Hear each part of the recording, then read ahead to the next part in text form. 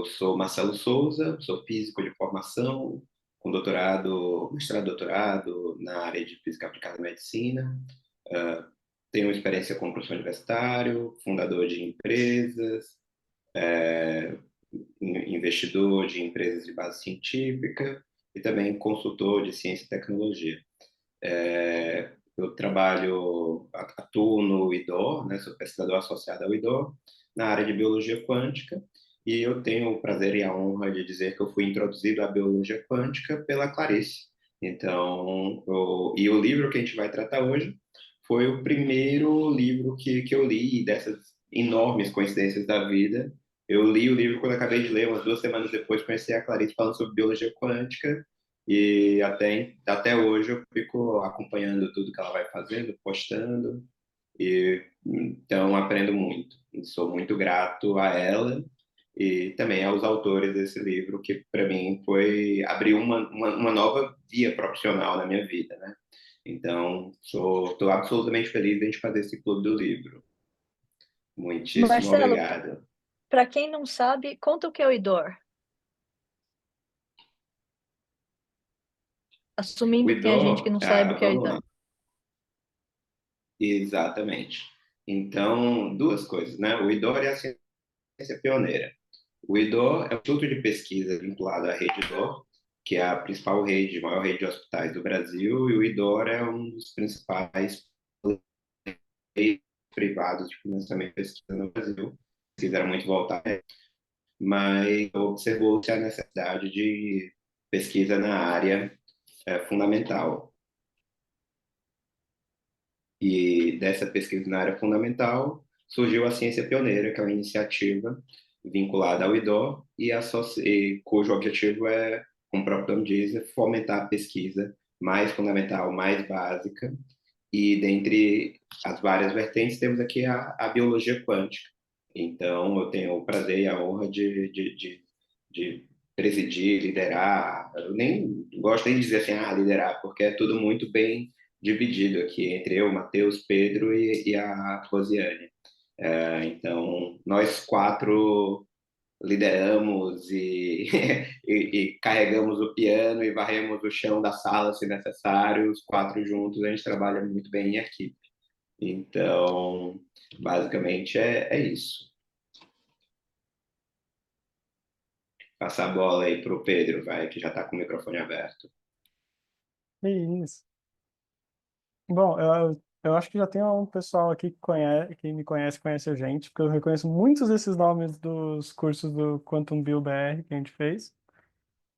Então, oi, tudo bem? Eu sou o Pedro, eu sou doutorando de Física Teórica na Universidade de Oldenburgo, na Alemanha, e eu trabalho também aqui com a Ciência Pioneira e com o IDOR, para a gente fazer esses projetos de divulgação científica com biologia quântica, que é também a minha área de pesquisa. Qual que é o Aí, seu sabor preferido de biologia quântica? cara, o que eu gosto muito agora é a interação de campos magnéticos com a matéria, que é o que eu estou trabalhando. E aí entender como que isso muda a dinâmica das reações químicas, o que acontece lá dentro, é muito interessante. E tem muita coisa a pesquisar lá também que é bem legal. Marcelo, qual que é o seu sabor predileto de biologia quântica? O meu sabor de predileto, claramente, a biologia quântica voltada para a medicina. Então, assim, cada vez eu fico mais impressionado e eu acho que teremos coisas impressionantes na próxima década, sabe? Coisa que, assim, parece ficção científica, mas que daqui a 10 anos vai estar aí na nossa casa, sabe? Então, esse é meu sabor favorito, biologia quântica voltada à medicina. Só fazer um convite para as pessoas abrirem a câmera, porque a gente está gravando e aí eu acho que a ideia aqui é a gente fazer um bate-papo mesmo, né? Então, obviamente, a gente tem aqui a Clarice como uma facilitadora, né? Como uma mega expert, mas a ideia é que todo mundo tenha lido o livro e que a gente bata um papo sobre o livro. Então, estamos aqui todos no. Imaginem-se que estamos sentados numa mesa, todos sentados na mesma cadeira, não é a Clarice lá na frente como professora e a gente como aluno. Tá todo mundo sentado na mesma mesa aqui. Nós estamos no mesmo boteco. É uma Então, eu mesa acho redonda. legal a gente abrir aí as câmeras e tal. E Inclusive, se quiserem abrir o microfone para já falar um comentário, fazer uma É, é, pergunta, fica à é. vontade, gente. Isso aqui é meio que sem lei no limite das coisas, né? Exato, a gente deixou tudo aberto assim de propósito mesmo para isso acontecer, né? Mas aí já puxando, já ia me apresentar também, que eu sou o Matheus, eu tô aí na equipe de Ciência Pioneira também. Eu faço minha pesquisa de doutorado na École Polytechnique, aqui em Paris, na França. E meu sabor favorito de biologia quântica acho que tem que ser o que eu fiz de pesquisa, né? Então acho que também é a parte de interação campo magnético enfim, matéria biológica, né? No caso, eu estudei no contexto de reabilitação muscular. Então acho que é um pouco da mistura da resposta do Pedro com a do Marcelo, então, se for ver, né? Tem outra coisa que eu gosto bastante desse mundo, acho que não é biologia quântica de fato, assim, né? Mas é nesse mundo de quântica para biologia, né? Então eu gosto bastante também disso de desenvolvimento de tecnologias quânticas para o estudo da biologia. Acho que é uma coisa que tem um potencial incrível. Eu acho que tem uma outra coisa. Eu acho que a gente tem muito o que aprender com a biologia para melhorar as tecnologias quânticas. A gente vai falar um pouquinho mais disso, mas eu acho que é uma via de duas mãos. Com certeza, com certeza. Eu sou a Clarice, eu sou de São Paulo. Faz muito tempo eu moro nos Estados Unidos, eu moro em Los Angeles. E deixa eu contar um pouco a minha história. Eu sou treinada num campo que a gente pode falar um pouquinho daqui a pouco, chamado sensores quânticos. Eu estudei durante meu doutorado sensores quânticos. E a ideia é assim: se pode provar matematicamente que se você usar objetos quânticos, coisas muito pequenas, por exemplo, um elétron, como um sensor, a sua medida fica melhor. Em outras palavras, o caráter quântico do seu sensor melhora a sua medida, né? E durante meu doutorado, eu construo instrumentos. Eu não sou teórica, eu sou aquela que fica parafusando e desparafusando coisa no laboratório, super suja, né? E durante o meu doutorado, eu construí um tipo de instrumento, em outras palavras, um microscópio um pouco especial, para estudar e controlar um elétron enquanto sensor quântico num material inorgânico, no caso, diamante. Não tem problema, né? Daí, depois que eu acabei meu doutorado, eu passei um ano sem saber muito o que eu queria fazer, eu passei um ano só dando aula, né? E daí eu comecei a procurar pós-doutorados, né? Pesquisa que você faz depois que você consegue o doutorado, trabalhando para outros professores. E eu acabei fazendo um pós-doutorado num grupo, num departamento de química. Eu sou física, né? E daí eu descobri um negócio interessante. Faz muitas décadas que químicos já usavam essa ideia de elétrons enquanto sensor quântico em materiais biológicos, por exemplo, proteínas, né? Só que eles não chamam isso de sensor quântico. Eu descobri que as duas comunidades não se falavam, né? E, por exemplo, o sensor quântico que eu estudei, o elétron no diamante, era um sensor de campo magnético muito bom. E daí, enquanto eu estava no laboratório de química, eu percebi que tinham muitos elétrons dentro de proteínas especiais que estavam também, de uma maneira que um físico chamaria de sensor quântico, sentindo campos magnéticos, né? Então, foi assim que eu entendi que tinha uma correlação, né? Que podia ter coisa quântica acontecendo em biologia, e eu também. O primeiro livro que eu li, não vai dar para ver, é o livro que a gente tá lendo, né? E daí eu fiquei fascinada com isso, né? E daí, de novo, a gente promete que a gente não vai ser extremamente enviesado, mas o meu sabor favorito de biologia quântica também é na interação de campos magnéticos com células, mas vocês vão ver que tem muitos sabores, né? E assim, esse livro, lá para o final, a gente pode, eu acho que mudar um pouco como a gente pensa nesses fenômenos. Eu vou propor uma classificação de como pensar nesses fenômenos, mas o livro que a gente está lendo, ele funciona assim: ele descreve os vários sabores de biologia quântica sem tentar colocar eles em caixas organizadoras, né? Quando a gente estiver lá no final, quando a gente tiver visto a maior parte dos sabores, a gente vai tentar organizar esses sabores de acordo com o mecanismo físico que está por baixo deles, né? Daí é isso. E antes se vocês concordarem, Marcelo, Matheus e Pedro, eu queria ouvir um pouquinho das pessoas aqui, mas antes disso, eu queria só fazer como que eu defino o que é a biologia quântica, né? Bom, começar pela. Bom, de novo, não sou bióloga, ah, eu aprendo indo, né? Não sou bióloga, mas eu sou física quântica. O que que é a mecânica quântica? A mecânica quântica é um novo. Por favor, se vocês tiverem questões, bota o microfone e pergunta, por favor, qualquer hora. Mecânica quântica física quântica é um novo conjunto de leis que começa a valer quando a gente vai para uma escala muito pequena e muito rápida, né?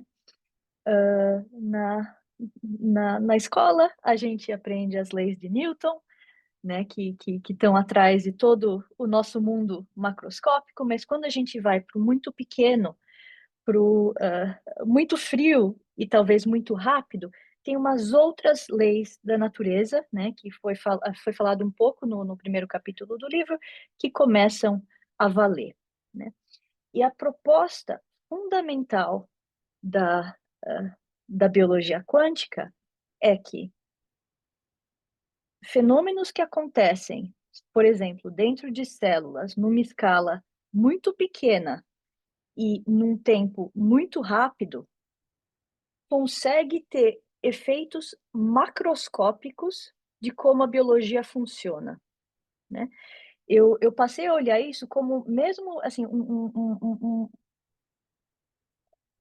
um pulo de escala. Essas coisas pequenas e rápidas começam a ter implicações macroscópicas no funcionamento basal de células, né? E eu acho que uma coisa vale também, voltando um pouquinho mais para a física quântica, desculpa, esqueci, que é assim, que a gente já vive num mundo quântico, né? O seu computador desktop, né, só funciona por causa das leis da mecânica quântica, o seu laser pointer só funciona por causa das leis da mecânica quântica, o aparelho de ressonância magnética no hospital só funciona por causa das leis da mecânica quântica, GPS, né? Então, assim, tem mecânica quântica, eu acho que o livro mesmo menciona, né, que acho que um terço do PIB de não sei o quê depende de tecnologia que já é usado, né, de tecnologias que dependem da mecânica quântica. Então, talvez a mecânica quântica tenha ficado um pouquinho mais conhecido agora, porque a turma está falando de computador quântico, não sei o quê. A gente nem precisa ir para lá, para esse nível de sofisticação. A gente já vive num mundo quântico, e eu vou falar um negócio que eu sempre falo, que eu acho que, assim, vou ousar falar que ter um curso de quântica teria que ser um pouco de direitos humanos, assim, assim, quando eu estava no colegial, ninguém aprendia a programar, né? Só aprendia a programar quem ia para a faculdade de engenharia, física, né? E hoje em dia tem gente na segunda série, primeira série, que já está programando e tudo, e assim, eu espero que isso aconteça com a mecânica quântica, porque a gente já está vivendo no mundo quântico e aprender mecânica quântica é entender o mundo em que a gente já vive, né? E o último disclaimer que eu vou fazer, que eu acho que é importante fazer aqui também, que o livro fala, né? Que assim, qual o problema do biologia quântica? A gente está aqui falando, ciência pioneira, biologia quântica é uma ciência pioneira. É mesmo, e como o livro fala, tem gente falando de biologia quântica faz quase um século, ou exatamente um século, ou quase um século, né? Por que não é aceito? Por que tem gente que não quer interagir? Por que a gente precisa estar fazendo esse clube do livro apoiado pelo Ciência Pioneira, né? E assim, a resposta, tem várias respostas. A primeira resposta é que físico é bicho duro. Eu sou uma, assim, físico é meio dogmático, é parte da resposta, mas normalmente, ou assim, não é nem normalmente, assim, do jeito que as coisas foram na história da ciência da mecânica quântica, fo- foi sempre muito mais fácil observar fenômenos quânticos em sistemas muito organizados, sistemas resfriados, muito menos que a temperatura ambiente. Isso porque tudo que nasce quântico morre clássico. Depois de um tempo pequeno, o caráter quântico das coisas diminui. É por isso que a gente vive num mundo macroscópico que é clássico, né? Se você organizar as coisas, se você diminuir a temperatura, se você botar só alguns átomos interagindo, o caráter quântico dura um pouquinho mais longo. Então, tradicionalmente, os experimentos de física quântica foram feitos em sistemas muito organizados, muito frios, né? Por exemplo, os melhores computadores quânticos hoje em dia ainda funcionam em temperaturas criogênicas, muito frio, né? Por, assim, pela arquitetura, porque eles querem conservar o caráter quântico por mais tempo. Então, às vezes vai muito contra a nossa intuição pensar que como que o fenômeno quântico vai existir e fazer alguma consequência na biologia, que é um negócio que é super caótico, temperatura ambiente, né? E eu acho que uma coisa importante que está acontecendo é assim a realização pela comunidade física, né? Mas está abrindo mais, que sim, tem fenômenos quânticos que sobrevivem em temperatura ambiente, né? Suficientemente, num tempo suficientemente longo para fazer alguma coisa. Por exemplo, o sensor quântico com que eu trabalhei no material diamante, né? É um sensor quântico que funciona em temperatura ambiente, né? E os físicos não têm problema com isso. Mas os físicos precisam dar um passinho mais para frente e começar a engajar com a evidência, que a gente vai falar bastante aqui, que tem evidência que não é completa, né? Mas que existe fenômenos quânticos acontecendo em célula, e eu aposto que em todas as células tem isso acontecendo. Né? Eu vou ficar um pouquinho quieta. Marcelo, o que a gente faz? A gente pede para a turma se apresentar, falar um pouco, o que vocês acham? Eu acho que sim, uma apresentação breve de todo mundo aqui, e aí a gente, se você, talvez, apenas como sugestão, Clarice, talvez você falar uns 5 minutinhos sobre o que é o capítulo, e aí a gente começa o bate-papo. Eu também já tenho meu meio quilo de perguntas aqui, mas eu até falei isso para o Pedro Matheus, eu prefiro que o pessoal pergunte, e se der tempo eu trago as minhas perguntas e tal, mas então eu acho que é isso, gente, rapidinho, cada um puder se apresentar, dizer quem é e de onde vem, E que e vamos. formação que vocês têm? Você é estudante Essa é a parte. de colegial, de primário, de médico, não sei o que, a gente quer saber qual que é seu background.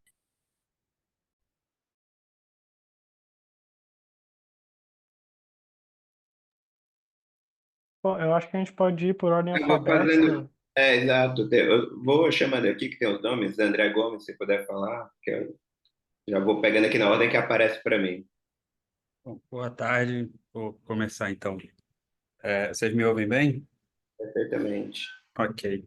Eu sou professor da FRJ, eu sou farmacêutico, mas eu né, trabalho com estrutura de proteína e de vírus nos meus projetos de pesquisa e tenho usado espectroscopia de fluorescência para isso desde a minha iniciação científica. Então, eu tenho trabalhado aí mais na área de biofotônica. Mas da espectroscopia em cubeta, eu passei para microscopia ótica e aplicações de espectroscopia no microscópio. Então, a gente trabalha com espectroscopia de fluorescência, tempo de vida de fluorescência no microscópio em células vivas. Maravilha. A próxima é a Agatha e, na sequência, a Priscila. Olá, tudo bem? Boa tarde. Sou a Agatha. Eu sou formada em medicina veterinária, mas pelo fato de gostar muito das leis do universo, dos mistérios, acabei indo para física quântica e acabei descobrindo a biofísica quântica, né? Gostei muito, me familiarizei bastante, assim, e me encontrei na pesquisa. Então, eu estou correndo atrás de bolsas de estudo para poder iniciar no mestrado. Durante a graduação, eu fiz projetos de extensão, mas não relacionado, era mais clínica, né? Não relacionada à pesquisa sobre universo muito pequeno. Estou sendo orientada pelo professor Pedro Pascucci, da UFRJ, em modelagem de completo, né? Ligante e receptor.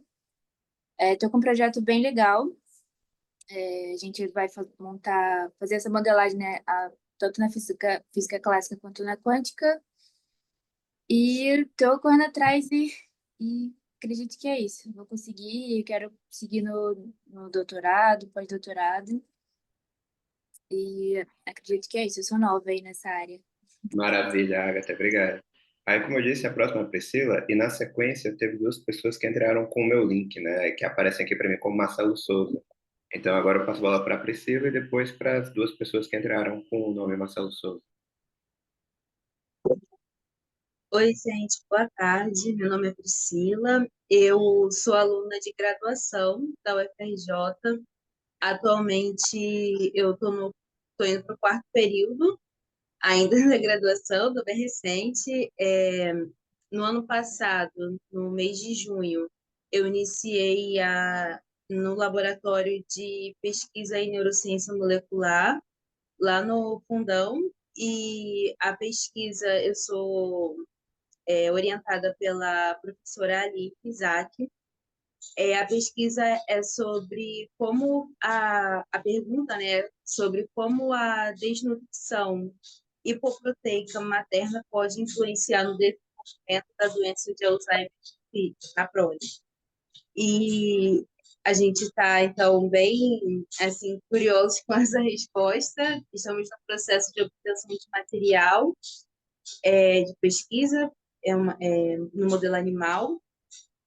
E eu me interessei pela área da biologia quântica, porque lá o meu campus ele fica na cidade de Caxias, e todo ano tem um simpósio de biotecnologia, na qual no ano passado teve uma apresentação na qual uma professora de nanotecnologia falou sobre os 6 estados da matéria. E aí ela dividiu em três primeiros são os estados que ela considerou passivos, que é o sólido gasoso, e tem os estados ativos da matéria, que eu me desculpa, não sei pronunciar os nomes também, não tenho os nomes certinho. Mas isso me despertou uma curiosidade imensa e me deixou muito feliz em ler sobre isso. Então, pesquisando na internet sobre o assunto, não sei como, mas eu cheguei no Ciência Pioneira e cheguei na Biologia Quântica, na Escola de Biologia Quântica que vai ter em Paraty esse ano, e aí eu comecei a assistir os vídeos que já tinham falando sobre, e aí eu vi então, no Instagram falando sobre o livro, e aí eu me interessei, baixei, adquiri o livro, né, pelo Kindle e comecei a ler. E estou aqui, estou bem interessada na área e pretendo conhecer e me especializar mais. Maravilha, maravilha. Então, como eu disse, a pessoa que estava com o Marcelo Souza, né, que entrou no mesmo que eu também, pode falar agora. E na sequência, o Thiago Rosa.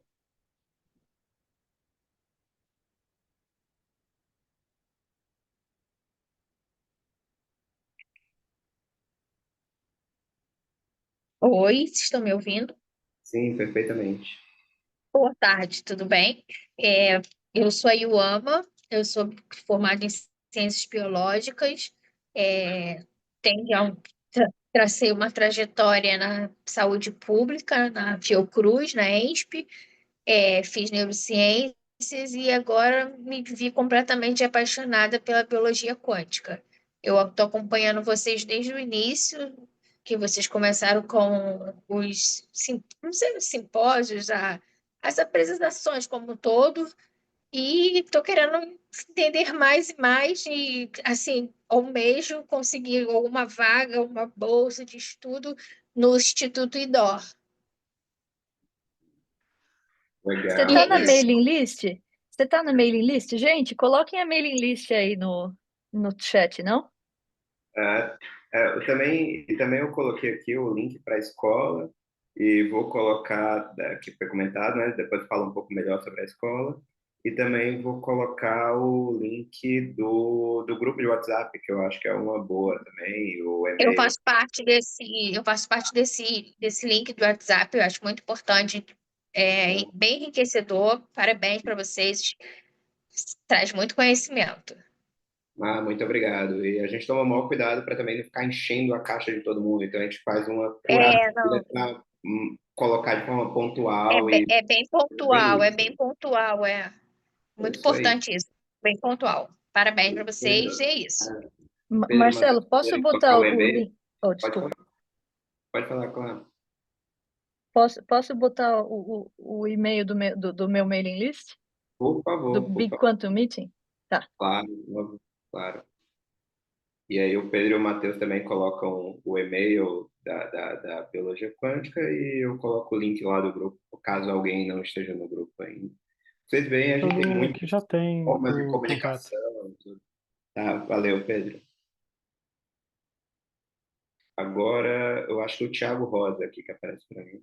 Só uma coisa, antes, Thiago, e para todo mundo que vai vir depois, se puderem fazer apresentações rapidinho, porque já passou meia hora desde que a gente começou. Olá, tudo bem? Meu nome é Tiago. Eu sou da área das ciências biológicas. Bem, no momento não estou numa carreira acadêmica, né? Como alguns aqui destacaram. Eu sou professor de ensino médio e anos finais.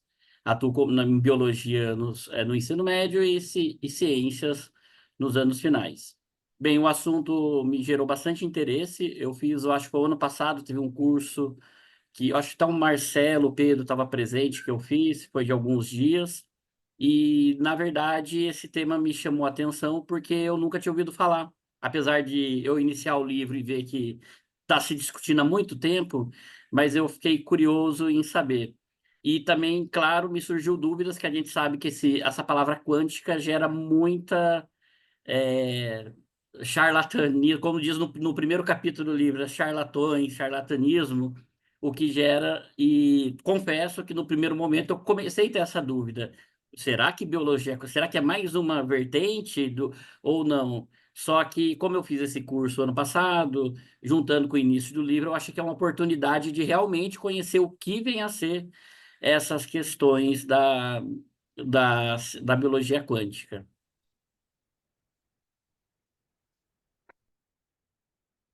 Maravilha, maravilha. Eu acho que podemos passar para o próximo aqui. Para mim, quem aparece como o próximo aqui na lista tem a Priscila Gonçalves, eu acho, e depois o Thiago Rossi. Priscila já Priscila, acho falou. que já foi. Você já falou? Ah, então o É. Rodrigo Avelar e a Giovana. Thiago Rossi, Rodrigo Avelar e Giovana. Thiago, pode falar se quiser.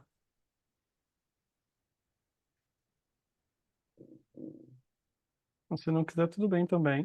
É, O Rodrigo, ele mandou um texto falando sobre ele, porque ele não está conseguindo falar aqui.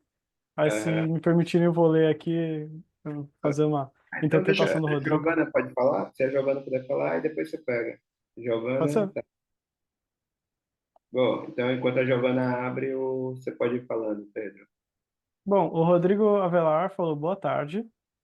Meu computador no momento não permite acesso ao áudio e vídeo.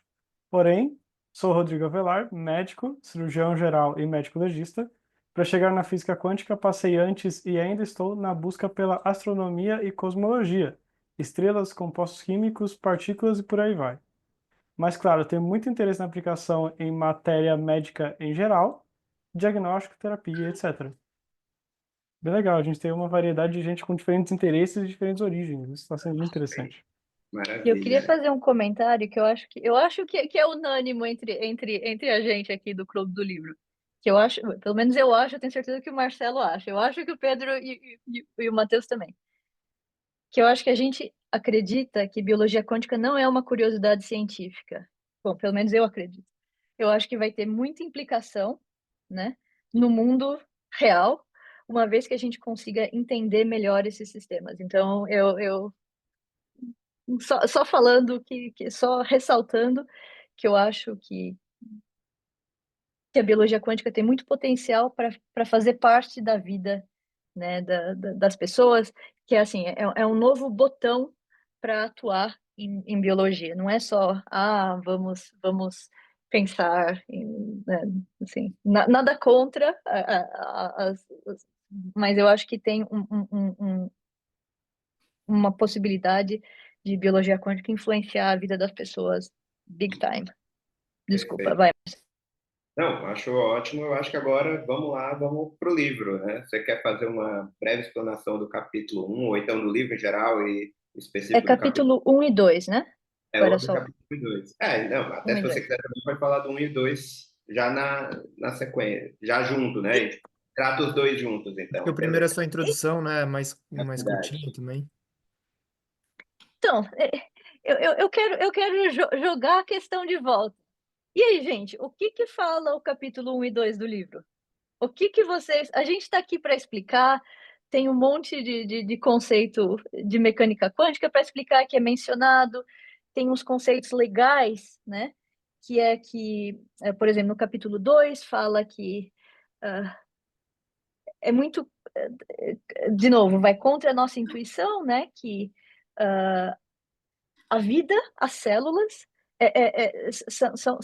são coisas que estão completamente fora do equilíbrio termodinâmico, né? A gente sabe que na termodinâmica tudo tende para o caos, né? Tudo tende para maior desordem, né? Se você jogar um ovo no chão, ele quebra.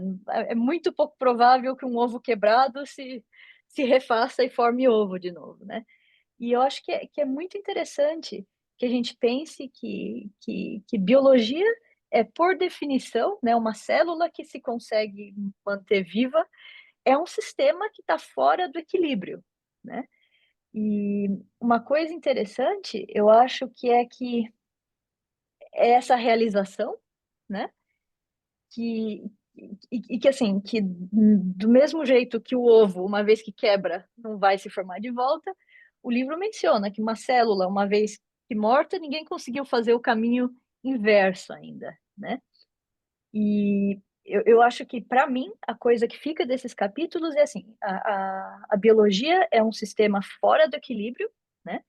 E a coisa legal de ser fora do equilíbrio é que é aí que a mecânica quântica entra, né? Quando eu falei que tudo que começa quântico termina clássico, quando as coisas terminam clássicas, elas estão ali mais perto do equilíbrio termodinâmico. Mas é esse tempinho antes das coisas chegarem lá que muita coisa acontece e coisa que tem consequência.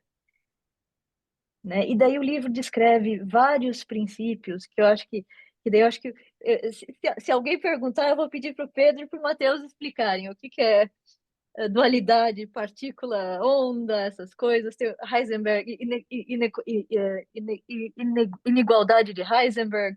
Então se preparem, Matheus e Pedro, aí vocês vão explicar essas coisas aí. Mas eu queria saber de todo mundo que está aqui. Como que vocês leram? O que vocês aprenderam? Quais são as suas questões? Vamos lá, vamos lá. Impressões.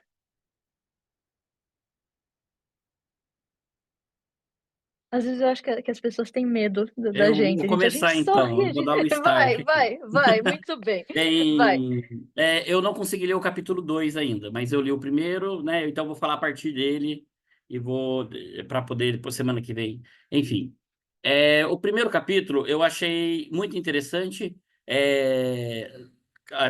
Para mim, né, gosto de ler alguns outros livros, não tantas novidades, no ponto de vista quando ele fala de alguns termos, como spin, né? É uma coisa que a gente vê, né? Quem teve oportunidade de ter um bom colégio, estudar, as pessoas com certeza aprenderam isso em ensino médio atualmente. É um assunto mais comum. Você quer a definição de 30 segundos do que é spin? Sim. Tá, então vamos lá. A gente vai falar de spin mais longe, mas só se vocês ouvirem isso, né? 30 segundos. De novo, desculpa se eu pular detalhes, mas spin é uma propriedade fundamental da matéria, que é tão fundamental como, por exemplo, massa e carga, né? Do mesmo jeito que massa mede como uma partícula interage com o campo gravitacional e carga mede como uma partícula, por exemplo, um elétron, interage com o campo elétrico, né? Spin mede como a partícula interage com o campo magnético, né? E quase toda partícula tem spin. Bom, toda partícula tem spin, pode ser que tenha spin zero, mas, por exemplo, elétrons têm spin. E a diferença é que diferentes estados de spin correspondem a diferentes interações com o campo magnético. Por exemplo, carga, né, pode ser positiva ou negativa. Para spin, os químicos normalmente usam uma seta. Spin para cima ou spin para baixo. O spin para cima vai interagir com o campo magnético diferentemente do spin para baixo. A energia de interação é diferente. Última coisa antes de acabar esse 30 segundos de introdução a spin, tem a ver que, assim, spin é o pior nome que podiam ter dado. Tem uma analogia com coisa que spin, né, que quer dizer que gira, mas, por favor, nada está girando. Nada está girando. O livro fala, imagine que esteja girando. Nada está girando. Tem que ter um grau de abstração um pouquinho maior, né? Mas essa é o 30 segundos do spin. Fecha parênteses, desculpa, continue. Tá. E daí traz outros conceitos que daí ajudam, que é um pouco mais complexo, pelo menos ao meu ver, né? Eu acho que a experiência é individual aqui, de cada um dentro da sua área. Como a ideia do emaranhamento quântico, né? É um assunto que eu acho interessante e o que já me abordou de curiosidade. E é uma curiosidade que a gente tem que tomar muito cuidado, que enfatiza o livro nesse primeiro capítulo, é que a gente tende a trazer para o mundo clássico todo o pensamento quântico. É automático, é assim que a gente aprendeu a vida toda, então a gente vai fazer isso, né? Mas é inevitável, porque imaginando no nível molecular DNA. O quanto esse mundo quântico influenciou o comportamento das moléculas de DNA que definiram características que tornaram todas as espécies que existem hoje. Ou não influenciou, ou não existe influência. Então, isso me gerou muita curiosidade, porque eu gosto muito dessa área de comportamento não humano, que é tentar entender a ideia de cognição, como é que surge, a ideia de cultura, e eu fiquei imaginando, que é uma coisa que se estuda muito nessa área também, tentando entender qual é o momento da cognição, o que diferencia a cognição humana de outros animais. E daí, o quanto o quântico pode estar influenciando. E a introdução começa a trazer um pouquinho desses conceitos da quântico, que daí começa a trazer mais perguntas, pensamentos, né, para nós. Eu acho que duas coisas sobre DNA. Um pouquinho mais para frente no livro, a gente vai ver que há teorias que falam que defeito em replicação de DNA tem a ver com um efeito quântico chamado tunelamento. Esse livro foi publicado em 2014. Só agora vai ter uma conferência de biologia quântica na Itália em 2 meses. Só agora o John Joe, que é um dos autores do livro, vai apresentar o que ele está chamando de evidência experimental que essas mutações no DNA são realmente causadas por esses fenômenos quânticos, né? É isso. A outra coisa que você falou, Tiago, que eu acho que vale a pena pegar, é que o fato de replicação do DNA ser muito perfeita, fora esses defeitos, né? É uma das coisas que levou o Schrödinger, que é um dos pais da mecânica quântica, não procurem sobre ele era uma pessoa horrível, desculpa, abre parênteses, pedófilo, fecha parênteses, pessoa ruim, mas ele é um cientista muito bom, né? E ele entendeu que, assim, que esse negócio do DNA replicar quase perfeitamente era um negócio que, assim, que não obedece à termodinâmica, né? Nas leis da termodinâmica, a gente vai pela média, né? E a replicação do DNA sendo quase perfeita é um negócio que é muito estranho, né? Que não normalmente se pode entender só levando em conta as leis clássicas, as leis da termodinâmica, né? Isso que é uma das sacadas do Schrödinger.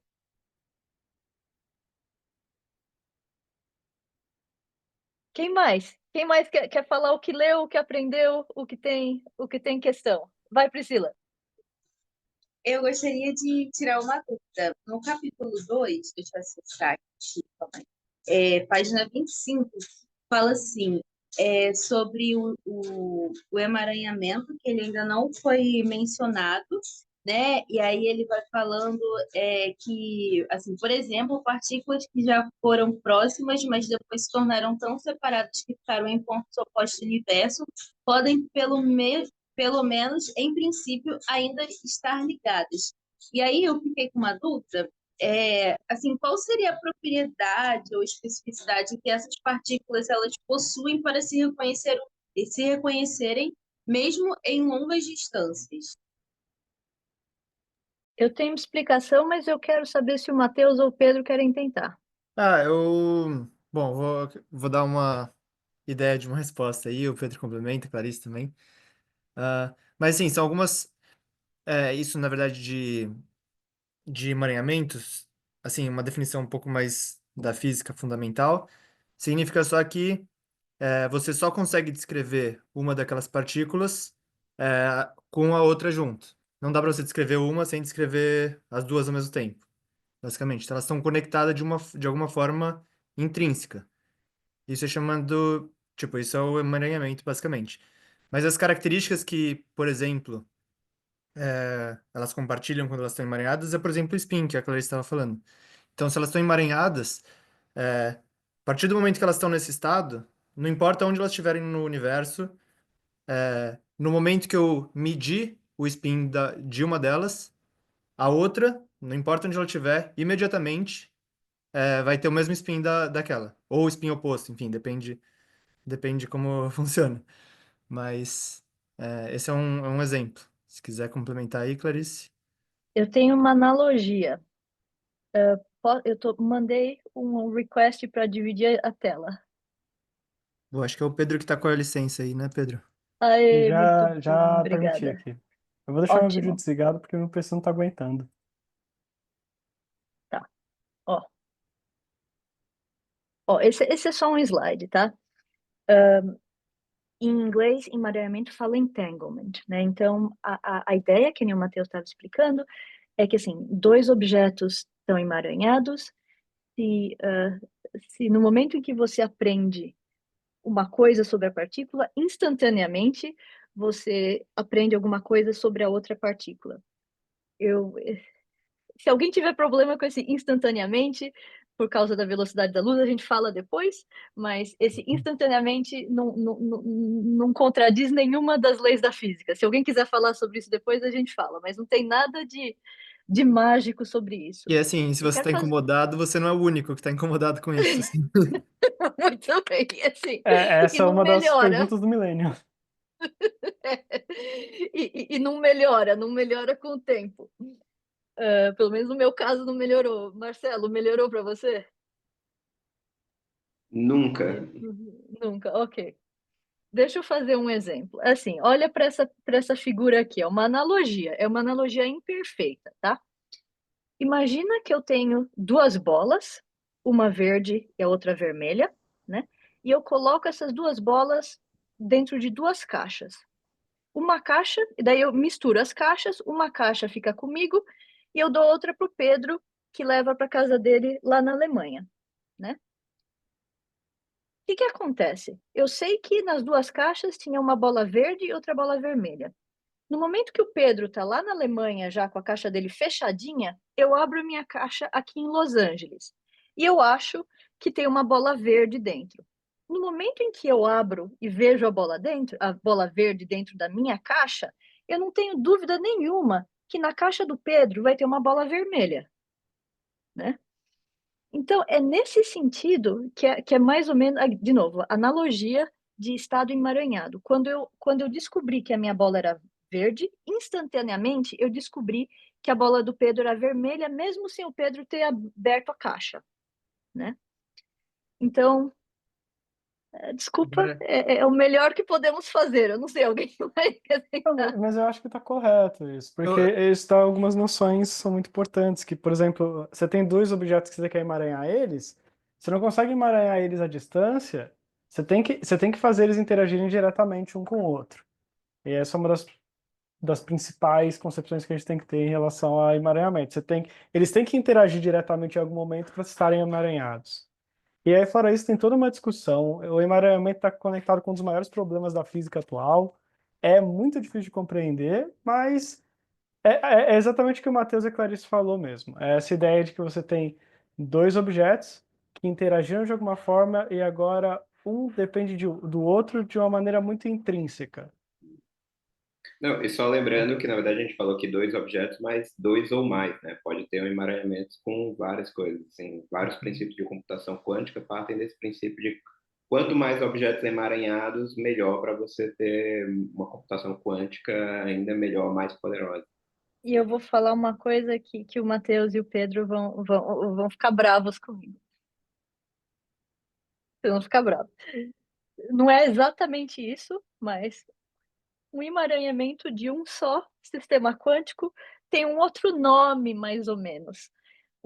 Quando você só tem um sistema quântico, o único sistema quântico pode ter uma propriedade chamada superposição, que não é exatamente emaranhamento do.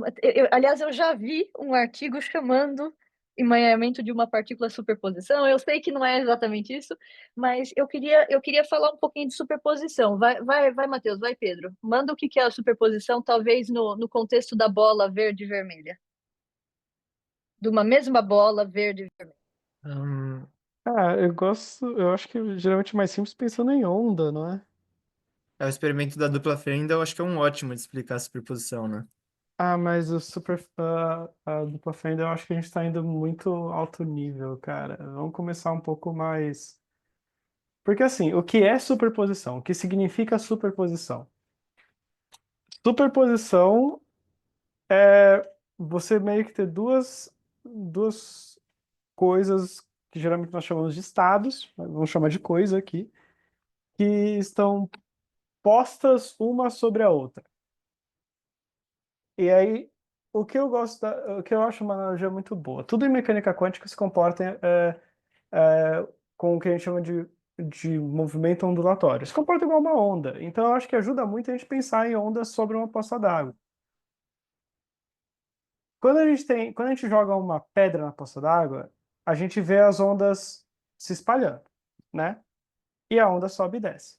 Se você joga duas pedras, ao mesmo tempo, cada pedra gera uma onda, mas se você perceber, essas ondas, elas estão meio que elas passam uma através da outra, como objetos únicos, mas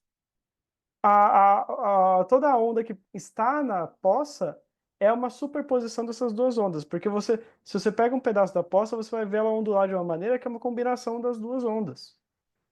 E isso que é superposição, é você ter é, você ter uma combinação de diferentes coisas que descrevem o seu sistema completo. Talvez não tenha sido a melhor explicação, acho que o Matheus consegue fazer melhor. Não, eu acho que tipo uma coexistência de múltiplos estados, assim, né? Acho que a ideia que você quis passar, né? Isso, Tipo, que são vários estados existindo simultaneamente. E aí é aquela coisa de exatamente. novo. Você não consegue descrever como um ou outro, assim, todas aquelas possibilidades estão acontecendo até que você meça, né? Até que tenha a descoerência. Não, e pegando aqui o exemplo das bolinhas verdes e vermelhas, imagine que você tem uma bola só. Mas antes de você abrir a caixa, você não sabe se a bola é vermelha ou se é verde. Então, na física clássica, né, no que a gente está acostumado no nosso dia a dia, a gente sabe ou a bola é verde ou é vermelha. E para a gente, naturalíssimo. Mas na física quântica, para trabalhar com a física quântica, né, a gente considera que existe um estado de superposição no qual, de fato, a bolinha que está dentro da caixa, antes de nós fazermos a medida, no caso, a medida é abrir a caixa e ver. Né? Então, antes da gente ver, ela de fato é verde e vermelha ao mesmo tempo. Então, isso é muito chocante para os nossos pobres cérebros macroscópicos. Lembrem-se, nós humanos evoluímos não para entender mecânica quântica, nós evoluímos para sobreviver no meio da selva. Então, então assim, para o nosso cérebro é muito difícil essa abstração. Mas, de fato, a mecânica quântica vem sendo trabalhada ao longo dos últimos 100 anos e, de fato, antes de abrir a caixa, a bolinha, microscopicamente falando, né, óbvio, isso é uma analogia, mas microscopicamente falando, os estados, sim, estão em estado de superposição, ou seja, a bolinha é de fato vermelha e verde ao mesmo tempo. E o pior, pode ser que tenha a proporção de 60% vermelha e 40% verde. Pode acontecer qualquer coisa entre 100% verde, 100% vermelha e qualquer proporção delas aí. Então, mais uma vez, estranhíssimo para os nossos cérebros, para as nossas vivências, mas isso é um fato, sabe? Ou pelo menos ou físicos mais duros, como a Clarice gosta de chamar, né? Mais céticos, mais ultra-realistas, diriam que você não pode, que isso é uma abstração puramente matemática, que serve para fazer as contas, e que simplesmente não importa a cor da bolinha antes de você abrir a caixa. É como se ela podia ter qualquer cor, inclusive podia nem ser verde nem vermelha, podia ser amarela. Mas a cor da bola, ou seja, aquela propriedade só passa a existir a partir do momento da medida. Então, essa aqui é, obviamente, uma analogia clássica, mas quando a gente vai para o micro, a gente tem coisas, por exemplo, por que fenda o fóton passou. E aí ele pode ter passado por uma fenda, pela outra, ou ainda pela superposição, pelas duas, sabe? Mas você só vai saber depois que medir. E mesmo que a gente não consiga medir a superposição, eu acho importante falar que, assim, que a superposição pode exercer coisas. Por exemplo, no capítulo que a gente vai falar dos pássaros, né, que é como uma proteína no olho do pássaro pode sentir o campo magnético da Terra, na minha linguagem, o que tá sentindo o campo magnético da Terra é a superposição, que é o conceito mesmo de sensor quântico, né? Ou seja, a superposição, embora a gente só possa indiretamente ter acesso a ela, a superposição parece que tem função no comportamento biológico macroscópico de organismo. Clarice. Você colocou uma questão, Fábio. Exato, isso que eu ia dizer, assim, já que entrou nesse tema, eu vou aproveitar aqui porque é parecido, é nesse caminho, né? E para mim é uma dúvida real, não é tipo, vou botar uma pergunta aqui só para a gente discutir, ou seja, não é uma pergunta apenas para todo mundo, é uma dúvida minha que eu carrego, assim, e eu acho que ia ser muito legal ter essa oportunidade aqui de perguntar diretamente para ti. Qual é o papel exato da luz na modulação das reações de pares em moléculas de criptocromo aqui, né, nesse exemplo, né, mas várias moléculas têm reações de pares, e como essa modulação influencia a sensibilidade dos pássaros a diferentes intensidades e inclinações do campo magnético terrestre durante suas migrações. Ou assim, em outras palavras, né, como é que esse sensor magnético, esse sentido magnético que esses pássaros e outros animais migratórios têm, como é que ele funciona lá a nível molecular, né? E a influência da luz nessas reações. Então, no capítulo a gente falou de pássaros que migram sentindo o campo magnético da Terra, de tartarugas, né, que voltam para um lugar sentindo o campo magnético da Terra.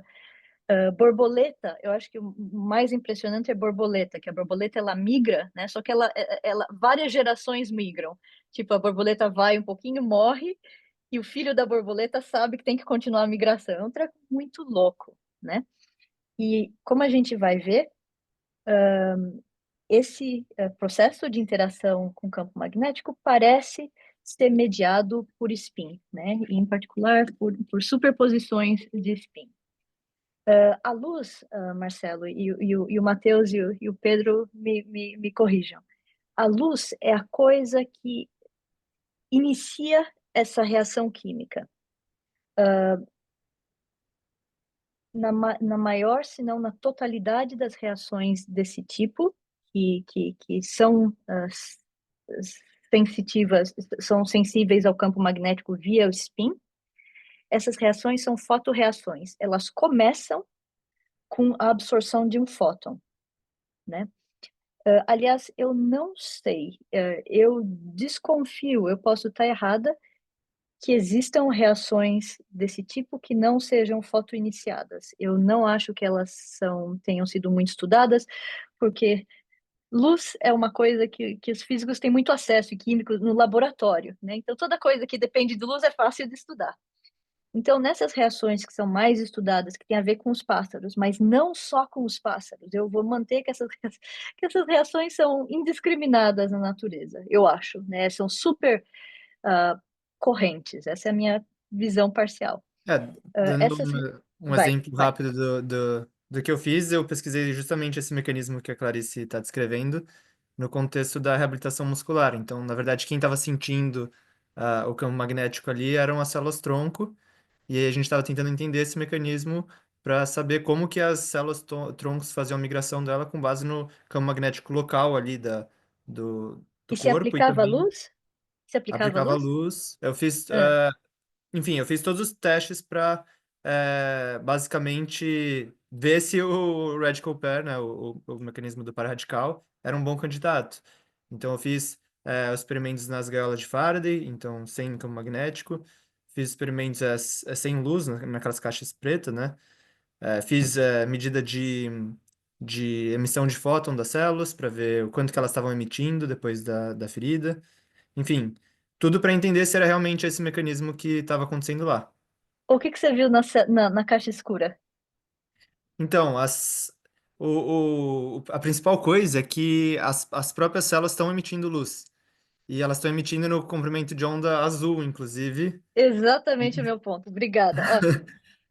que é, enfim, é o comprimento de onda que está associado ao mecanismo dos pássaros, que, querendo ou não, é um dos mais estudados, né? Então, a gente usa como referência bastante, mas só para dar esse exemplo que eu estava aplicando num contexto completamente diferente, e para medicina, né?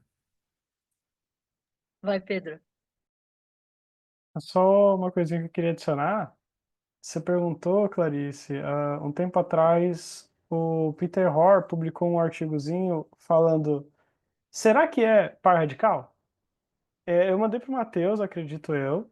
E o artigo basicamente dá um checklist do que tem que ter numa reação para você saber que aquilo é par radical.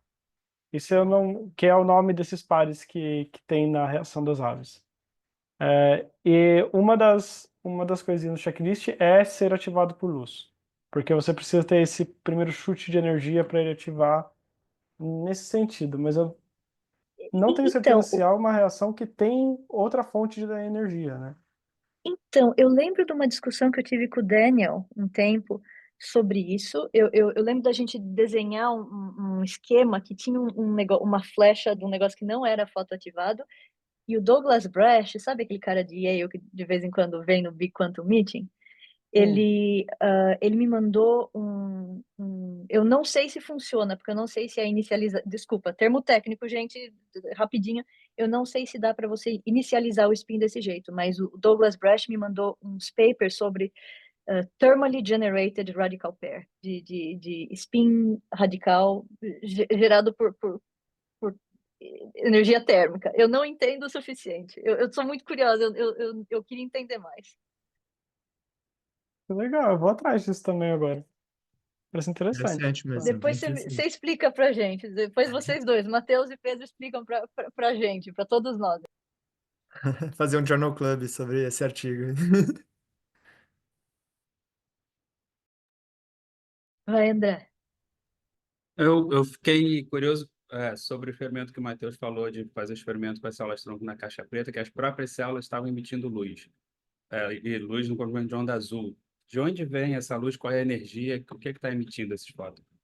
Certo, então, na verdade, quando eu falo emitindo luz, parece que é essa coisa de estar emitindo luz que daria para se captar, por exemplo, num microscópio óptico normal, mas a gente usava umas câmeras super sensíveis, né? Então, o tipo de emissão que a gente estava vendo é o que a gente chama de ultra weak photon emission. Então, era realmente muito, muito baixa.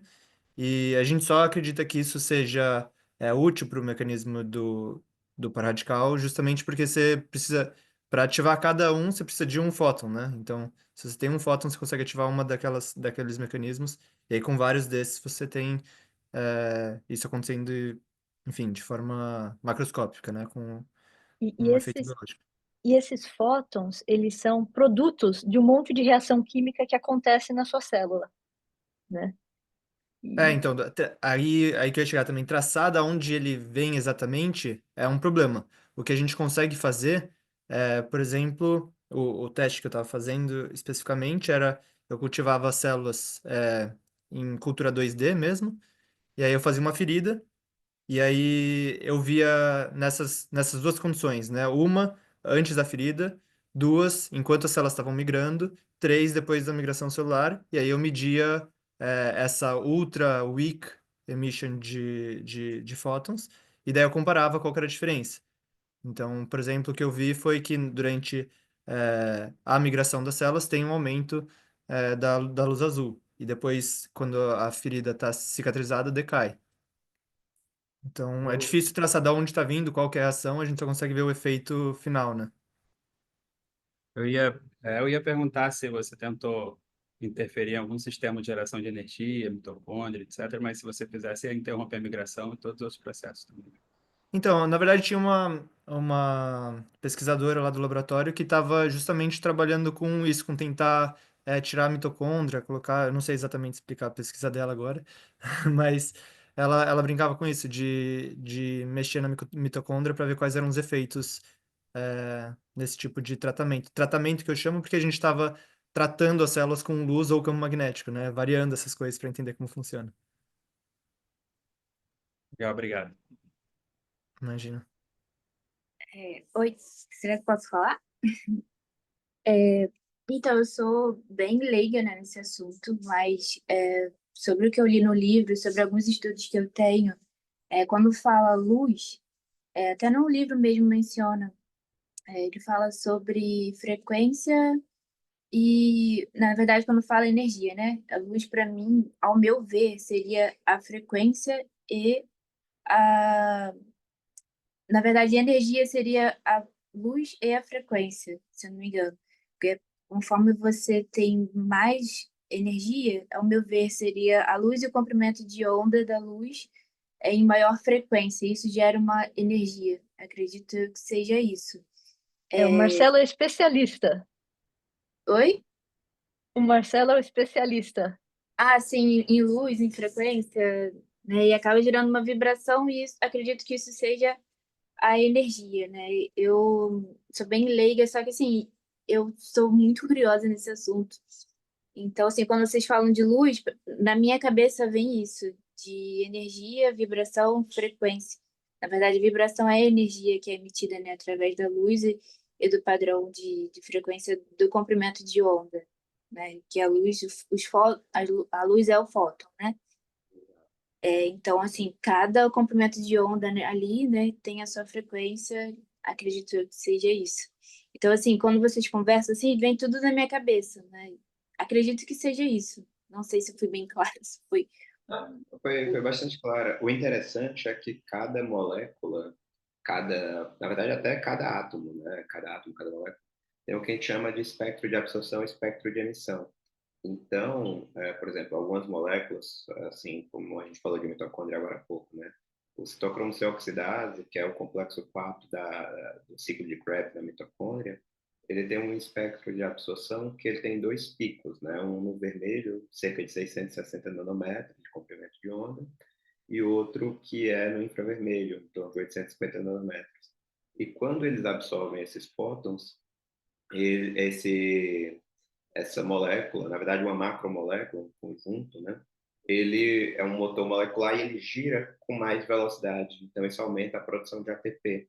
E isso tem um efeito terapêutico bastante pronunciado, assim, né? Muito, muito bem estudado ao longo de décadas, assim, de 4 décadas já.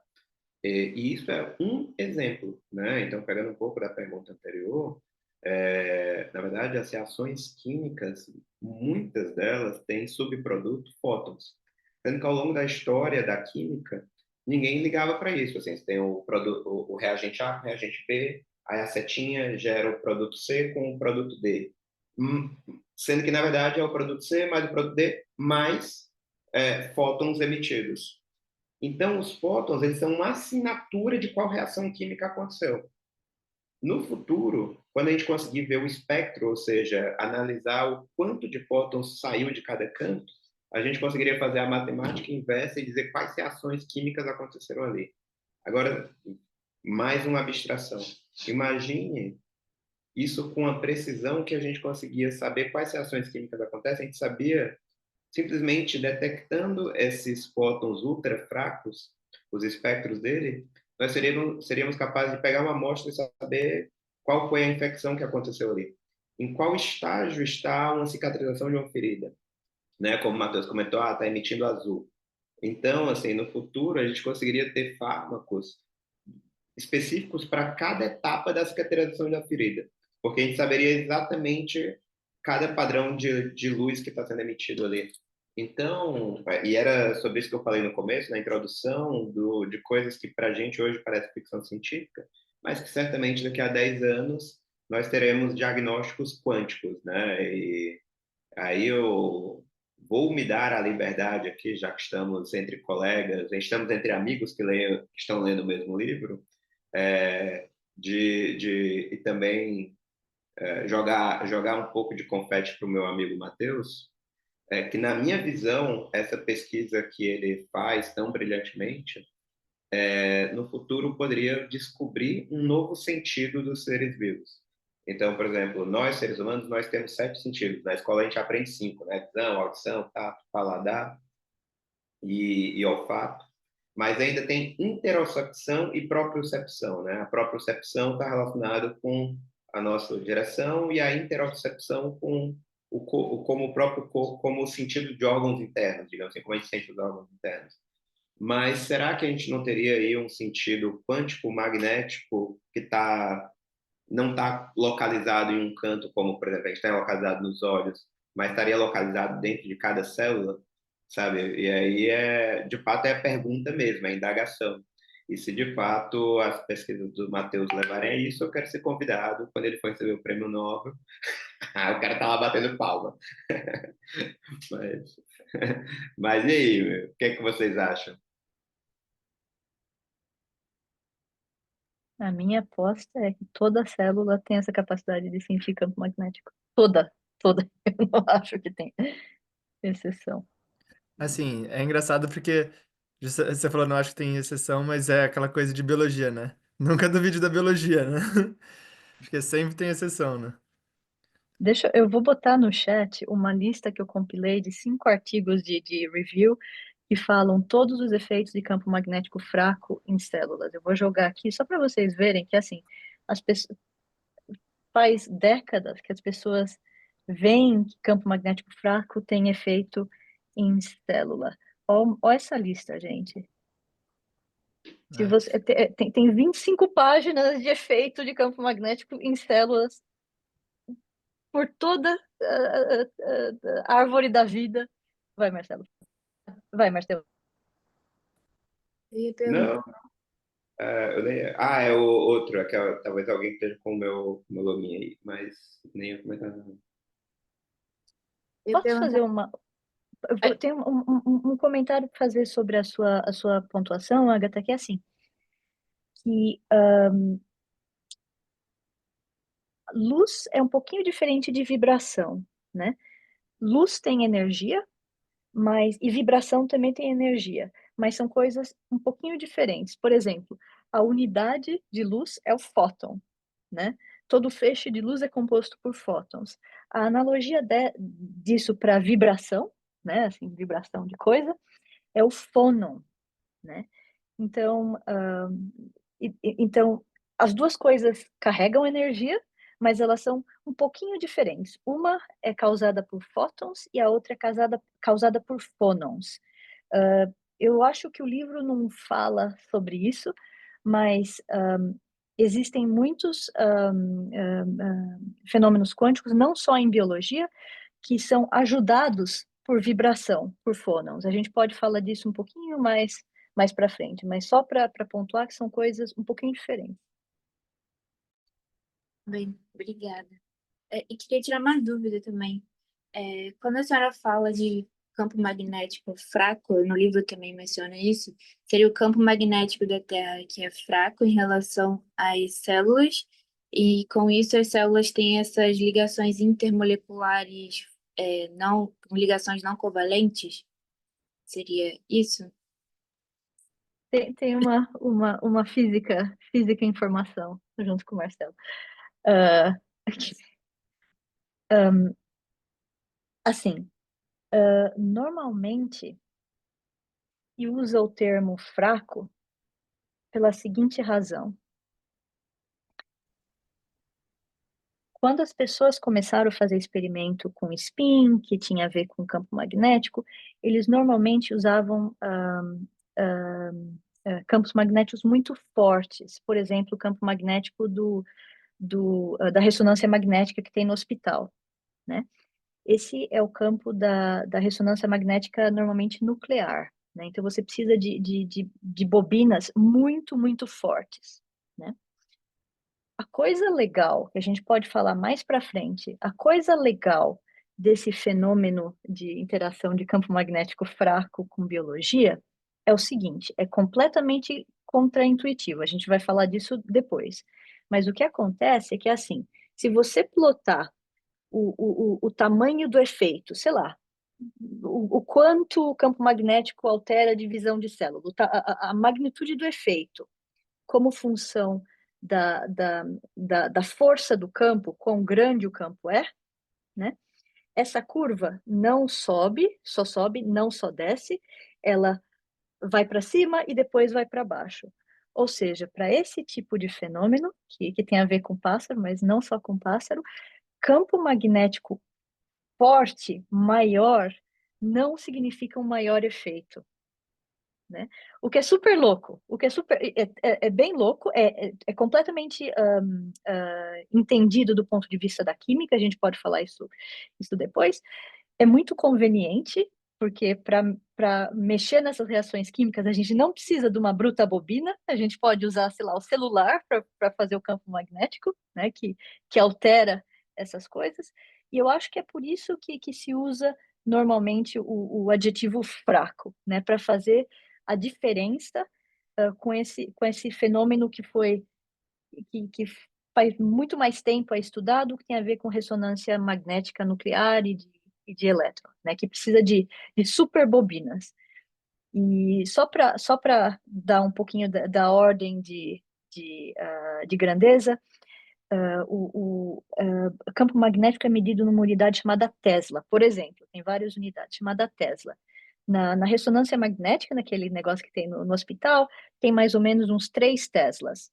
O seu celular produz um campo de militesla, de Tesla dividido por 1000, e o campo magnético da Terra é 50 microtesla, ou seja, Tesla dividido por 1 milhão. É isso? 1 milhão, né? 6 zeros, né? 6 1 zeros. milhão, Elevado tá ao menos certo, 6. 6 anos. 1 milhão, muito obrigada. 10 ao Muito menos obrigada, 6. matemática básica. Continuem aí, Pedro e Matheus, continuem. Marcelo, quem... Não, acho que essa é uma discussão interessante até, esse negócio do que é campo magnético fraco, mas é que realmente acho que eu concordo com a Clarice, que só significa para distinguir do que são esses campos magnéticos mais usuais, digamos assim, né? Depende Mas, do que você está trabalhando um pouco, né? Mas pô, na parte que eu pesquiso o negócio dos pássaros, né? O que a gente chama de fraco é que, na verdade, se você tem um campo magnético muito forte, você acaba desativando o mecanismo que você quer estudar. Por uma série de questões. Aí é exatamente o que a Clarice falou, que sobe e desce. Se você tem campo magnético nenhum, ele também não funciona. Então você tem um sweet spot lá, um ótimo, né? um valor ótimo lá. E é isso que a gente quer aprender. Qual que é esse valor ótimo e o que acontece naquele valor ótimo. Inclusive, você tem experimentos que você faz, que você pega o campo e você vai mudando esse campo. Você fala, vou fazer um campo menorzinho, depois deixa ele um pouquinho mais forte, um pouquinho mais forte, um pouquinho mais forte, e você vai vendo como a reação se comporta enquanto você muda o campo. Isso é chamado espectrometria. E aí e a gente vê exatamente o que eles falou, que o efeito sobe e depois desce. E você vê os diferentes picos para poder mapear a reação. Tá bem, deu para entender um pouco. Eu estou estudando exatamente isso na reação enzimática, então deu para entender um pouco. E realmente tem esse pico ótimo também. É, Obrigada. o interessante é que, geralmente, para as coisas de biologia estudadas, né, os efeitos de campo magnético na biologia, no geral, estão nessa ordem de grandeza, que é tipo, na ordem de grandeza do campo magnético terrestre, né? Então, acho que essa é uma das partes mais interessantes, né? E também, não coincidentemente, na minha opinião. Não, de fato não é coincidência, da mesma forma que não é coincidência que os nossos olhos sejam mais sensíveis ao pico de emissão de luz do Sol. Então, assim, nós evoluímos nesse planeta para interagir com esse planeta, né? Então, acho que quanto mais eu estudo, mais eu volto a uma visão, vou chamar krenakiana do mundo. Não sei se você conhece Ailton Krenak, né? É Não, o que que um é? Não.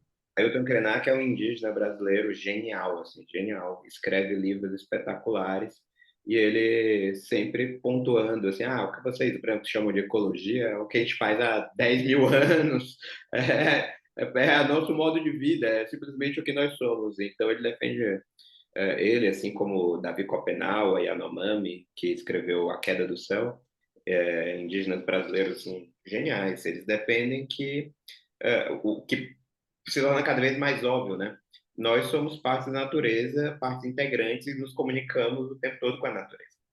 Então, assim, dizer que o ser humano apartado da natureza só leva à destruição, né? Então, isso eu estou falando de uma forma muito macro, mas indo pro biológico, pro orgânico, é o que a gente está vendo aqui, né? O nosso corpo sente, cada célula do nosso corpo sente campo magnético.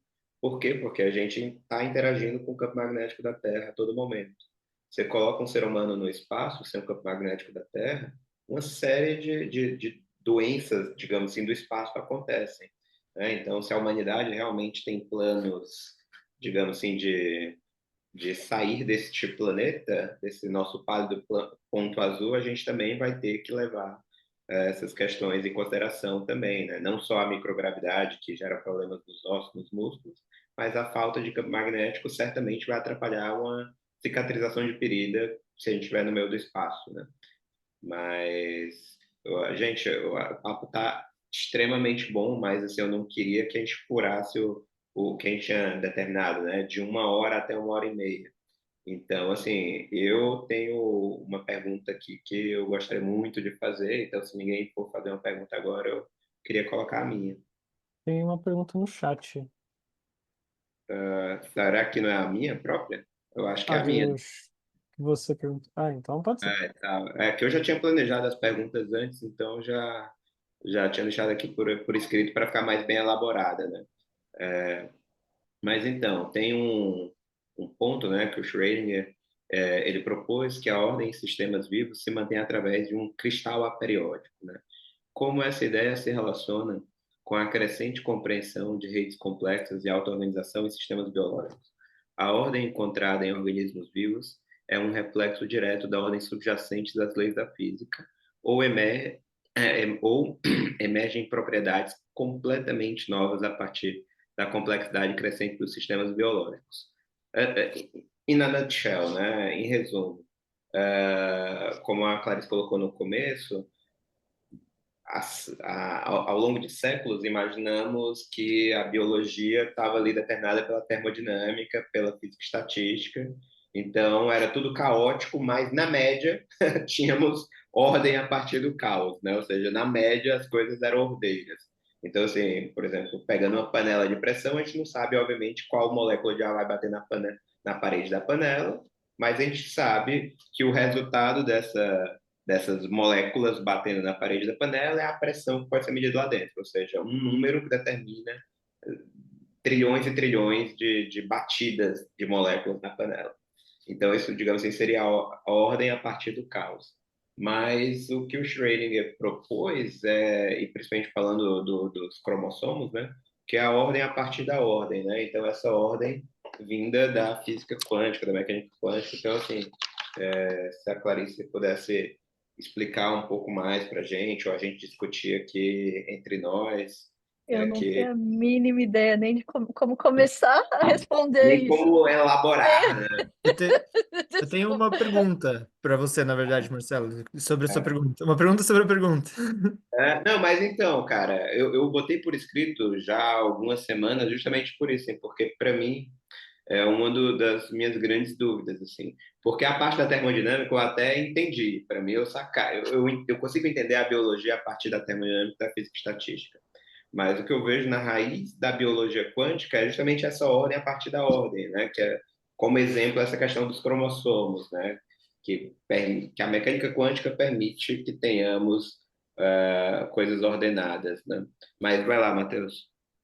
Não, na verdade, a minha pergunta era sobre mais um pouco aquela parte que você falou sobre, ó, aqui essa parte, a ordem encontrada em organismos vivos é um reflexo direto da ordem subjacente nas leis da física ou emergem propriedades completamente novas? Aí a minha pergunta só é, tipo, se elas emergem das propriedades da física, não é a mesma coisa do que derivar, ser um reflexo direto das leis da física? Digo isso porque, assim, por exemplo, você pega. É, é uma analogia de novo, né? Então não é perfeita. Mas você pega células, então você está estudando lá as células individualmente, e aí você vai estudar um tecido, e aí depois, enfim, você está estudando o tecido, como ele funciona e tal, e você vai estudar múltiplos tecidos, vai estudar um órgão, um organismo, enfim. E aí vão aparecendo propriedades emergentes, né? Então, tipo, de uma célula para um órgão aparecem novas propriedades que uma célula sozinha não conseguiria desempenhar, mas que a partir de um coletivo de células ela consegue. Mas ainda assim, Perfeito. essas propriedades dela derivam da propriedade individual de cada uma das partes, né? Uhum, entendi. Não, era bem por aí que eu estava pensando mesmo, Matheus. Tem um paper que eu sempre recomendo, que eu acho genial, que é More is Different, né? Mais é diferente, que fala exatamente sobre essas, digamos assim, camadas de complexidade, né? Então, você tem um nível, como por exemplo, o nível das moléculas, tem uma série de propriedades. De um modo geral, a biologia, principalmente, foi estratificada desse jeito. Estuda a biologia das moléculas, depois biologia das células, depois tecido, depois órgão, né? E tanto é que as disciplinas da biologia, da fisiologia, são sempre assim, você estuda biologia molecular, biologia celular, histologia, um determinado órgão, um organismo como um todo. Então, assim, justamente porque tem algumas propriedades que elas têm num nível e que não tem no outro. Então, tentando traduzir novamente a minha pergunta, é o seguinte: se essa ordem que a gente vê, que a gente observa, que de fato um ser vivo é algo extremamente ordenado, assim, porque nem que seja por um período curtíssimo de tempo, mas extremamente bem ordenado. Se isso acontece porque tem ordem lá a nível molecular, ou seja, devido a essa questão da mecânica quântica, de ser regido cada coisinha pela mecânica quântica, ou não, se essa ordem é algo que emerge a partir desses vários níveis, dessas várias camadas, né? Eu não sei se eu tô entendendo, mas assim, eu acho que propriedade emergente não tem necessariamente a ver com mecânica quântica. Por exemplo, eu posso estar falando besteira aqui, mas sei lá, pássaro que voa em coletivo, né? Que é uma propriedade emergente do que eles estão fazendo, cada um, e no final eles voam todos juntos. Uhum. Provavelmente Não, não mas, tem nada a ver com. exato. Não, tem até eu acho que o livro do Ravelli, um cientista italiano, que ele fala sobre isso, né, sobre física de sistemas complexos. Não, mas é essa a pergunta mesmo, Clarice, se não necessitaria de mecânica quântica, justamente porque seria uma propriedade emergente que poderia emergir da mecânica clássica, ou o contrário, assim, não, é assim porque tem lá na raiz da mecânica quântica, lá a nível molecular, a mecânica quântica. Então, eu não sei, deixa eu falar um negocinho que eu acho que assim. assim, eu acho que biologia quântica, de novo, envolve essa mudança de escala, né, da coisa pequena e rápida, que tem consequências macroscópicas em escalas de tempo muito mais longas, né? Tem esse shift. Mas eu acho que a gente ainda bota muita coisa debaixo do tapete que ninguém sabe exatamente como essa mudança de escala acontece. Por exemplo, nem nos pássaros, que provavelmente são os mais bem estudados, né, nesse contexto de mecânica quântica, de biologia quântica, o Pedro me corrija, mas eu acho que até hoje não se consegue traçar como que do spin da molécula vai a todos os níveis, até, sei lá, célula, tecido, até o comportamento dos pássaros. Então, eu não sei se tem uma resposta fácil para essa pergunta, exatamente porque eu acho que nem nas coisas que são bastante estudadas, a gente não entende como essa mudança de escala se dá. Eu acho, não sei, Pedro, você é o The Bird Guy. The Bird Guy. Eu acho que você está certo com isso. Não é uma questão que é uma pergunta em aberto. A gente não tem solução ainda. A gente ainda está entendendo isso. E é algo que ainda está sendo discutido na comunidade científica e tudo. Então, ah, Será que eu poderia falar da minha forma leiga e não técnica ainda? Pelo que, assim, um pouco de estudo que eu tenho, né, e que eu li no livro, e do que eu estou estudando também para poder montar o projeto. Lá no livro fala, né, da termodinâmica, o estudo a partir da termodinâmica para as macromoléculas, né? Foi estudado lá que no calor, né, as moléculas se agitam, formam uma energia, essa energia é benéfica para o meio. Então, foi se estudado na física clássica que a partir da desordem gera a ordem, né? Então, a partir do ponto que aprofundamos mais um pouco, né, na quântica, vimos que um pouco antes da termodinâmica existe nesse mundo quântico que estava ordenado, desordenou na termodinâmica e para depois ordenar de novo. Então, assim, acredito que uma visão mais ampla, isso é meu entendimento, não sei se eu estou certa, mas é o que eu estou entendendo. Que está tudo conectado, então, assim, a desordem gera a ordem, mas está tudo ordenado, né? De qualquer forma, no final vai estar tudo ordenado, tudo bem, porque é tudo natural, né? Por conta tudo é físico, né? Por conta do campo eletromagnético, tudo gera, tudo está conectado. Não tem muitos termos técnicos nem Assim, estudos. a ordem vai se manter até o organismo morrer. Daí a desordem reina, né? Mas assim, o organismo É, usa energia para manter a ordem. Alguém queria falar alguma coisa e eu cortei. você estava concordando. Na verdade, eu acho que eu estou entendendo um pouco agora essa frase do Schrödinger. É que quando você trabalha com reações químicas não orgânicas, né, que a gente chama de inorgânica, quando você começa a pensar nessa parte termodinâmica e tudo, você entende lá como as reações ocorrem e é tudo uma probabilidade das coisas acontecerem. Porém, a gente tem um limite termodinâmico das coisas acontecerem, né? Só pode acontecer de acordo com o limite de energia do ambiente. O que é verdade, é uma lei que ainda se mantém, mas como a gente viu, alguns efeitos quânticos são muito difíceis de acontecer quando você está trabalhando com coisas puramente inorgânicas, né? Efeitos completamente aleatórios.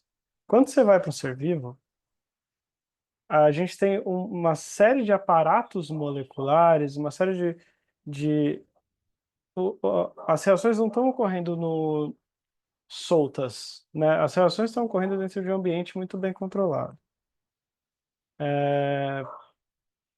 Então, você tem que...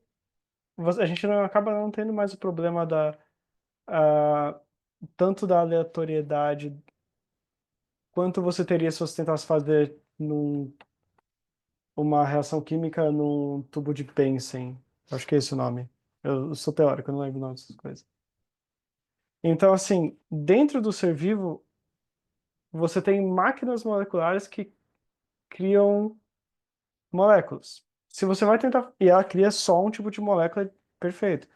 Se você vai tentar fazer isso em laboratório sem usar nenhum tipo de ser vivo, sem usar bactérias nem nada, você cria uma variedade de moléculas além daquela única molécula que você tem. Eu acho que é isso que o Schrödinger chega, que é isso que ele está partindo, que você tem uma ordenação em torno daquele efeito, que é o que gera a ordem que seria a vida. Eu acho que a gente não tem tempo tanto para discutir tanto isso. André, você quer comentar alguma coisa? Fique à vontade.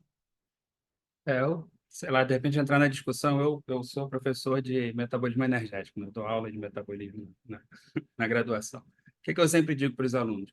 Essa questão do que é a vida é uma questão fundamental, a gente não tem uma definição exata. Mas certamente o que a gente consegue observar é que a vida é um fluxo de matéria organizado. Então, a matéria vem de uma maneira, ela é organizada de um jeito que a gente chama de vida, e quando essa vida parece que termina, ela se desorganiza, como a Clarice falou. Durante todo esse processo, a gente precisa de um fluxo de energia, que é o nosso metabolismo. E aí é onde eu entro e dou minhas aulas, né? Então, a gente tem um input de energia o tempo todo para manter essa organização. Ela vem do nada? Bom, a princípio, a nossa vida, a gente está estudando ela com base nas moléculas que a gente observa. Mas essas moléculas surgiram antes de haver vida. E como é que elas surgiram? Elas surgiram da interação entre átomos, que a princípio aleatoriamente interagiram até surgir uma molécula capaz de se replicar. Existe toda uma hipótese do mundo de RNA, onde os RNAs começaram a se formar e conseguiam, então, funcionar como enzimas, etc. E a partir daí se replicarem. Então, viria de um ponto onde a ordem vem da desordem, mas vem ali dos princípios quânticos de interação atômica e molecular que permitem que alguma coisa se inicie e, a partir dali, aconteça a replicação de moléculas, isso consiga gerar um sistema isolado, como disse o Pedro, que a vida funciona, como a gente conhece hoje, um sistema isolado, totalmente isolado.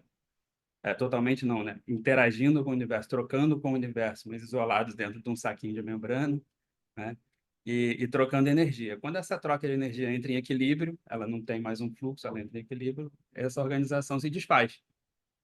Então, se a gente considera, assim como os pássaros, ou as células formando um tecido e tecidos formando órgãos, etc., que as propriedades finais vêm das propriedades individuais, as propriedades finais da molécula vêm das suas propriedades iniciais de cada átomo individualmente. Essas são quânticas. Então, se existe uma consequência, existe. Se elas estão presentes o tempo todo, se é possível medir isso fenomenologicamente, aí é o que a gente está discutindo. E se a gente, no final do curso, eu queria propor uma classificação do que significa fenômenos quânticos em biologia, né?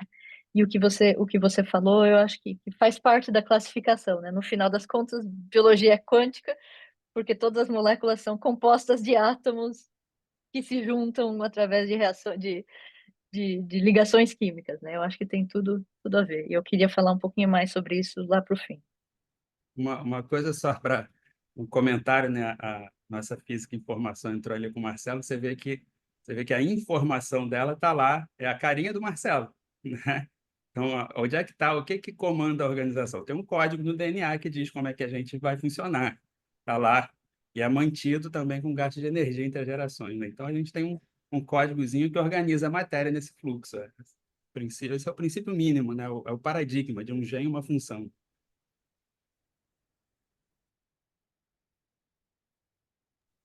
Maravilha, maravilha, gente. Bom, acho que por hoje a gente até já passou um pouquinho do tempo que a gente havia previamente combinado entre nós. Eu gostei muito, acho que foi um papo de altíssimo nível, me diverti pra caramba. Eu E também. também foi uma super oportunidade, porque eu acho que eu já li esse livro, assim, li uma vez de cabo a rabo e de pedacinhos, devo ter lido umas 3, 4 vezes e voltei a ler para a gente conversar aqui. Então foi uma oportunidade muito boa e aprendi muito com cada um de vocês. Clarice, muito obrigado aí por aceitar, por propor, né? Ela que propôs, assim, Não, muita eu gente. me diverti também. Eu estou me divertindo. E assim, próxima semana tem mais, conto com cada um de vocês e chamem os amigos Marcelo, para se inscreverem também. Marcelo, confirma aí quais são os capítulos para a semana que vem. É o 3 e o 4. 2 É o capítulos por da episódio. o 1 no livro de vocês conta como introdução? O Isso, 3 e o 4 é enzima e o outro que fala de superposição, é isso? isso mesmo. Exato, Tá, ok. exatamente. Em português ficou Os Motores da Vida, o número 3 e o número 4, Batimento Quântico. E Muito todo bom. mundo sabe onde se inscrever? O Marcelo botou. Já estão inscritos, né? O pessoal que tá aqui já tá inscrito, né? E se eles tiverem amigos que querem se inscrever? É, isso aí. Mandou o link aí, Marcelo? Não, deixa eu mandar aqui. Posso pegar. Por favor, manda o link aí para aqui, né, nesse chat e também no próprio grupo do WhatsApp, cujo o pessoal tá, que eles vão reencaminhando para os outros. E Então, convidem aí os seus amigos, né? Porque isso aí.